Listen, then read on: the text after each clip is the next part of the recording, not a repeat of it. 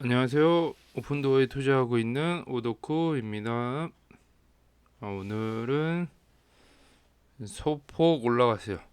네, 많이는 안 올라가고 조금 올라갔는데요. 장 초반에는 좀 많이 올라갔다가 지금 많이 줄어들었는데 F도장에서 조금 더 올라간 모습이고요. 일단 시장이 반등을 하고 있기 때문에 같이 올라가는 것 같기도 하고요. 정확히 올라가는 원인은 잘 모르겠어요. 오늘은 X 의견이 조금 있어서 갖고 왔고요. 같이 살펴보도록 할게요.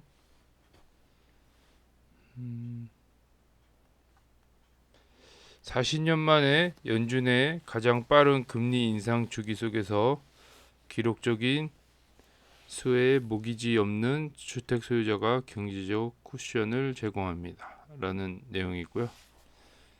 이 모기지 없이 주택을 소유하는 사람이 그래도 꽤 있나 봐요.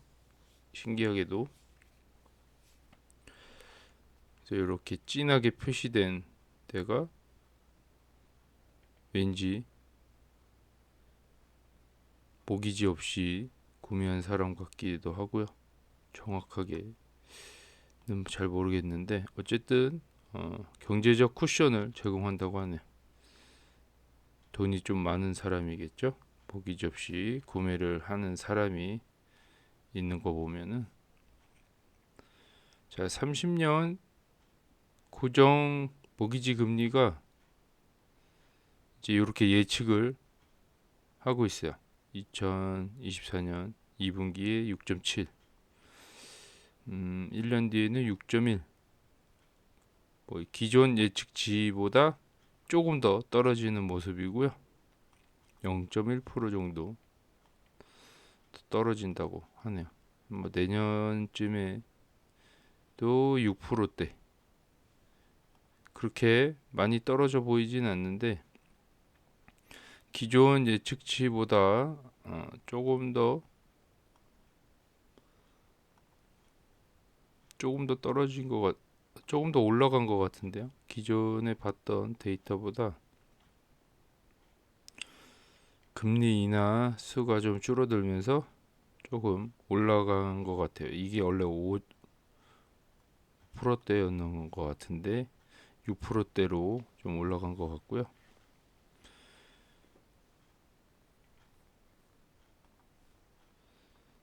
이번 달 주택 가격 예측 업데이트가 됐는데요.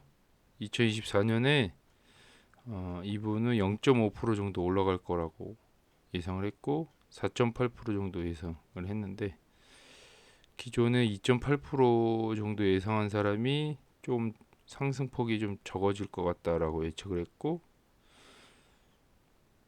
내년에도 조금 올라갈 거다라는 의견이고요. 가격 주택 가격이 뭐 조금씩 올라가겠죠? 아무래도 이렇게 막 크게 올라가진 않을 것 같고 조금씩 반등을 할 것 같다라는 얘기인 것 같고요. 주택 가격이 올라가면 뭐 나쁘지는 않죠. 떨어지는 것보다 나쁘지는 않은 것 같고 주택 건축업자와 사내 모기지 대출 기관은 잠시 시간을 보내고 있다. 아무래도 사람이 별로 없다는 얘기겠죠. 좀 쉬는 구간이라고 판단이 되고 간단히 말해서 외부 대출 기관이 대규모 모기지 금리 매입을 제공하는 건설업체와 경쟁하는 것은 거의 불가능하다.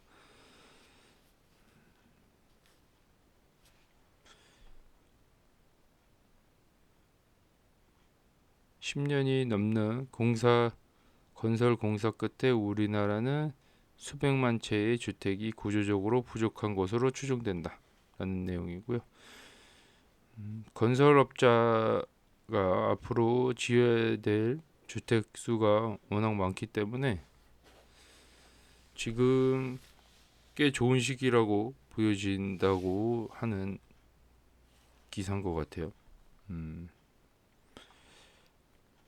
그런 내용이고,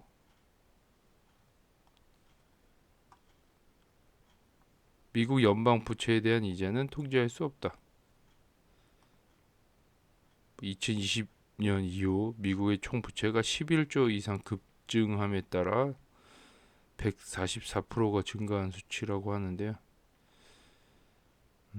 이거 보면은 그래프만 봐도 급격하게 부채가 올라갔는데 공짜의 돈 시대는 끝났다라고 하네요. 이것 때문에 지금 힘든 시기를 겪고 있죠. 인플레이션이 갑자기 급등하는 거랑 같은 원리인 것 같아요. 돈의 값이 많이 더 떨어진 느낌이고, 미국 주택 소유자의 59%는 모기지 금리가 4% 미만입니다. 이것은 무엇을 의미하는가? 라는 내용이고요. 우리나라 절반은 지난 4년 동안 인플레이션율보다 훨씬 낮은 쉼터 비용을 겪었습니다. 그들은 또한 큰 주택 자산을 얻었고 대부분도 인상을 받았다. 주택을 사고 주택 가격도 인상이 됐다라는 얘기인 것 같고요. 이제 그들은 단기 국채에 추가 현금을 보관하고 5%의 수익을 올릴 수 있다. 지금 모기지 금리를 4%대 받고 남은 돈을 5%대 국채에다가 넣어놓으면은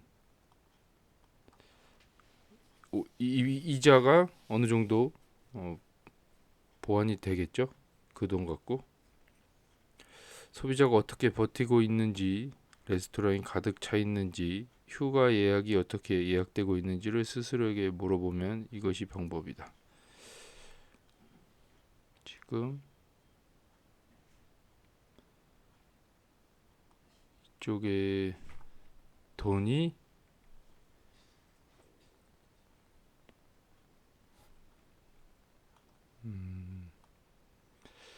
모기지 금리가 그렇게 높지 않기 때문에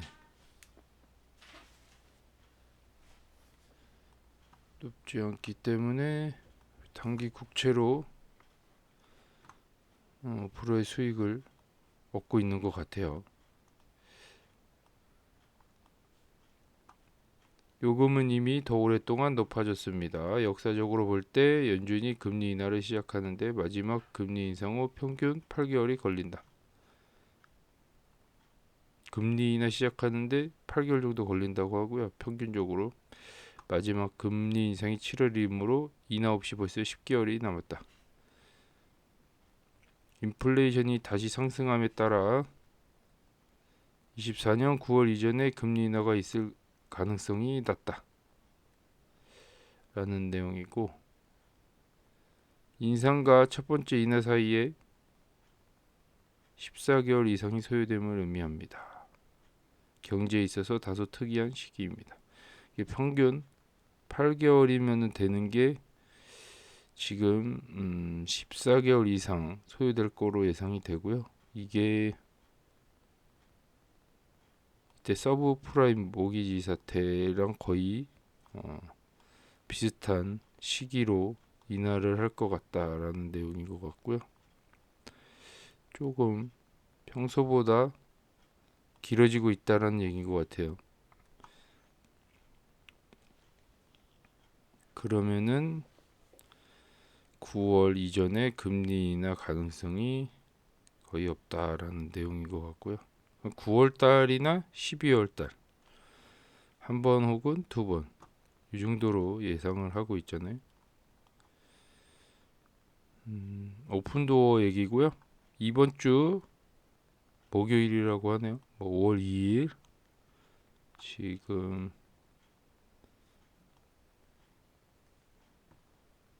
5월 2일이면 이제 일주일 정도 남았네요.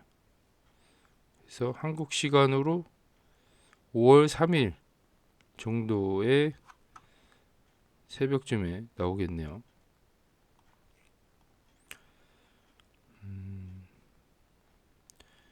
이 최대 100% 상승 여력 있을 가능성이 있다. 게임 체인저. 네. 오픈도어를 다른 말로 게임 체인저라고 하죠. 부동산계의 게임 체인저. 이런 내용이고, 이제 뭐 돈이 많은 기관들의 유입을 나타내는 편인데, 그렇게 많이 팔지도 않고 많이 사지도 않는 이런 상황이고요.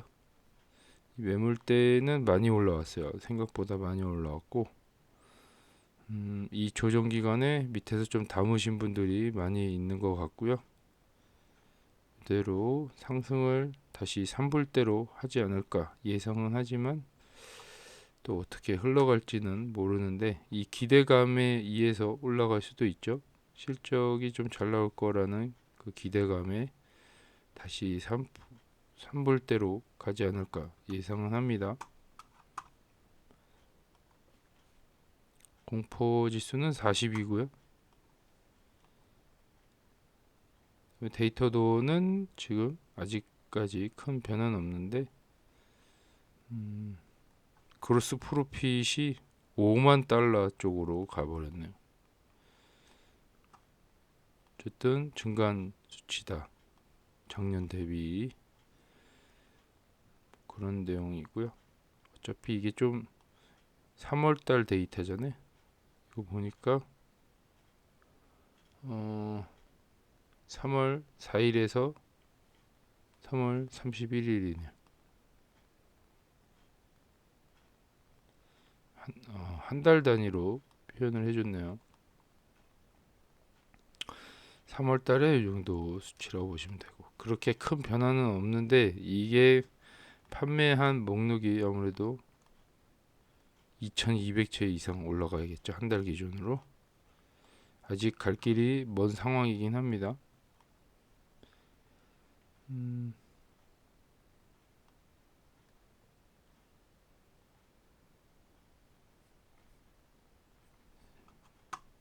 다음에 다른 의견 보면은, 디스코드에 가면 연준 금리와 오픈도어 주식 사이의 급격한 상관관계에 대해 잘 설명할 수 있는 사람이 있습니까? 왜 0.7%에서 0.8%의 금리 변화가 오픈도어의 주가의 6에서 7%의 변화를 가져오는 걸까요?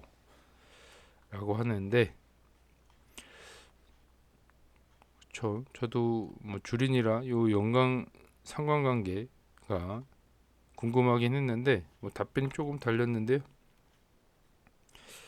단지 오픈도어만 그런 것이 아닙니다. 모든 소형주 수익성이 없는 성장 기업은 수익률과 반비례 관계에 있다. 그리고 레모네이드, 업스타트, 텔레닥, 로블록스, 뭐 제가 아는 기업이네요. 살펴보라고 하네요. 이런 기업들도 오픈도어와 같이 많은 폭락을 겪었고 아직 반등의 기미가 좀 미비한 상태잖아요. 수익률과 반비례 관계. 그러면은 금리가 내려갈수록 수익률이 올라간다는 얘기겠죠. 뭐 그런 관계를 갖고 있다라는 내용이고, 그냥 트레이딩 알고리즘이 미친 듯이 변하는 것 뿐이야라고 크게 상관관계는 없다고 얘기하는 것 같고요. 물론 장기적으로 볼 때 낮은 금리는 오픈도어에 좋지만 스윙 크기는 의미가 없다. 큰 의미는 없다라고 보여진다는 의견도 있어요. 장기적으로는 좋긴 하는데 큰 의미는 없다. 오픈도어가 2달러 이하로 떨어지면 일부 주식을 다시 구매할 수 있다라는 내용이고요.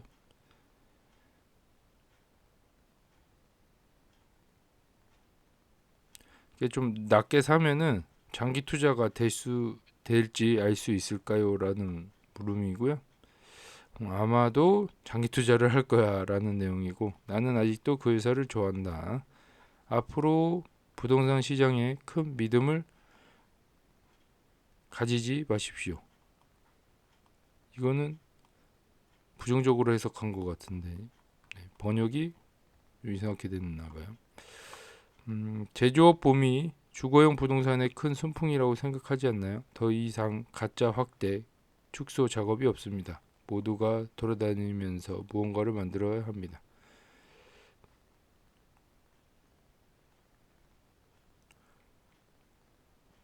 이분은 더 이상 가짜로 확대 축소 작업이 없다.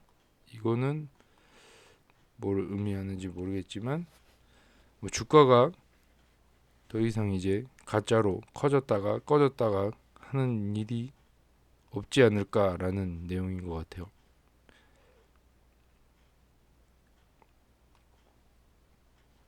어제 달린 댓글이고요. 저희 구독자님 댓글 한번 보고 갈게요. 이불 때를 굳건히 지켜주네요. 다음 주 금리 발표 춤에 들어갈 생각입니다. 다들 힘내십시다. 다음 주 금리 발표, 네. 금리도 발표하고 실적도 발표하죠. 솔직히 지금 흐름으로는 일불대로 떨어질 것 같은 느낌적인 느낌이네요. 화이팅. 아직 살짝 반등을 해서 일불대까지는 아직 지지를 받고 있는데 아직 안 떨어지고 있어요. 다행히도. 오늘 제가 새벽에 일하면서 설문조사 하나 남겨놨는데요. 오픈도어가 실적 발표 이후 현재 주가에서 100% 반등한다면, 뭐 지금부터겠죠? 뭐 쭉 올라가서 실적 발표 이후에도 쭉 올라가서 한 100% 정도 반등을 한다면 이게 기존처럼 또 떨어질 거 아니에요? 근데 여기서 팔아야 될 것인가, 여전히 존버해야 하나라는 물음을 던져줬는데요. 제가 또 떨어질 것 같다라는 그 불길한 예감이 있어서 한번 물어봤는데 117명이 투표를 했고요. 거의 8대 2 정도 비율로 계속 존버한다라고 하는 분이 있네요. 네, 그래도 장기적으로 보시는 것 같고 단타 개념보다는 뭐 어쨌든 저는 약간 불안한 감에 100% 먹고 또 팔려고 예상을 했었는데 의외로 존버한다는 의견들이 좀 많네요. 이번에는 또 어떻게 될지 모르겠지만 올라가고 또 많이 반납을 해야 되나, 지금처럼 마이너스 계좌까지 다시 가야 되나, 이런 생각에 조금 겁을 많이 먹었는데 또 다르게 생각해 보는 계기가 됐네요. 이 계속 존버를 해야 될지 또 고민을 하게 되는,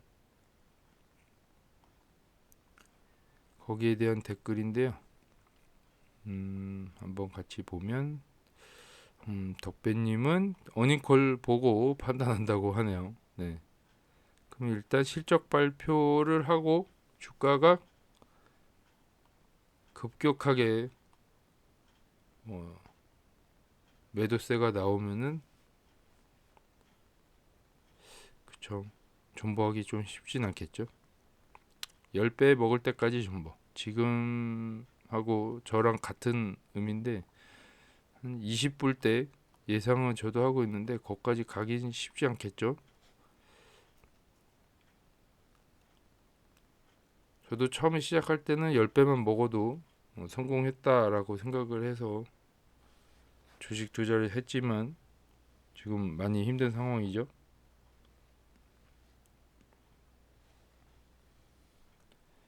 실적 발표는 언제인가요? 거기에 대한 답변은 8일 뒤라고 얘기를 해줬어요. 네. 10%씩 분할 매도하세요. 이것도 나쁘지 않은 방법인데 100% 이후에 10%씩 분할. 이것도 참고해 볼 만한 데이터입니다. 네.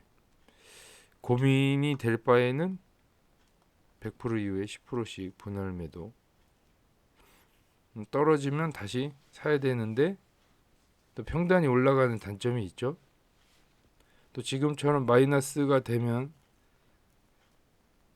의미는 또 없겠지만 어쨌든 고민이 항상 되는 부분이에요. 절반 매도하고 또 폭락하면 좋아야 하나, 어차피 또 폭락할 것 같기도 하고, 제 생각이 요 생각하고 같은데요. 이게 애매합니다. 네. 또 폭락을 지금처럼 하게 되면 또 마이너스잖아요. 올라가면 한창 좋았다가 또 떨어지면 그대로인 이거를 또 겪게 될지도 모른다는 불길한 예감이 좀 들고요. 이번엔 안 속을 거다라고 생각해서 팔았는데 막 날아가는 경우가 있을 수가 있잖아요. 이것 때문에 쉽게 팔 수가 없는 상황인 것 같기도 하고. 오늘은 준비한 내용이 여기까지입니다. 네. 내일 이제 애프터장에서 좀 올라갔기 때문에 또 내일도 시장 분위기에 따라서 더 올라가지 않을까 생각은 하고 있습니다. 이제 바닥이라고 생각한 자리가 있기 때문에 지금 거기서 여기서 많이 담아야 되지 않을까 생각은 하고 있고요. 아직 거래량이 터지지 않았기 때문에